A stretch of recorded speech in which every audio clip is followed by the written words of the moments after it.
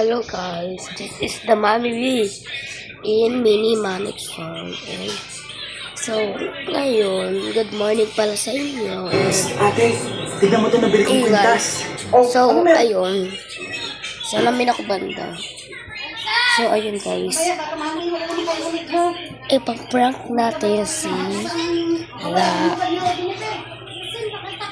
Ipaprank natin si Elaine. Si Elaine, kakampi ko na ignore yung prank. G ba kayo dyan guys? Chi na chi. So, let's go. Guys, di namin kasama si Elaine kasi nagsiswimming sila. Katapos ko na mag-swimming.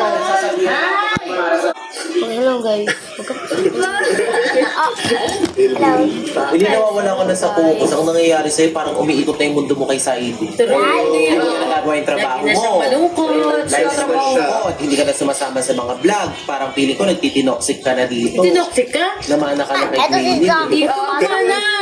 Hindi inaantok mo talaga ako lagi. Anong masasabi mo pala dun about sa kumakalat na issue na habol ka daw kay Saidi? Hindi ka nagustuhan kasi nga kasi pinakawalan mo pa. Oh. Pinakawalan mo pa kasi. Kaya iiyak na naman yun. Araw-araw na lang naman umiiyak na ako. Mawaway ka na nga ata Pero masaya ka kasi kasama natin siya dito sa Oo naman, kahit hindi ako. Pero ang target mo talaga, di ba, gusto mong bumalik yung pagmamahal sa'yo ni Saidi. Para feeling ko naman, hindi naman nawala yung pagmamahal ni Saidi sa kanya. Oo, hindi mawawala agad-agad yun. Iwasan, bakit niya ako nilalayuan? Kasi minsan kasi gumamit ka ng kilikilify. Oo nga, tsaka natutras ka kasi. Bakit amoy ba niya? Hindi pa ba obvious Elaine? Miss ko naman. Siya na miss ko. Guys, ayan si Elaine. Hindi marunong mag-acting, Diyos ko. Si Elaine ba nanununtok? Diyos ko. So, yun na nga lang guys, bye. Stress na ako.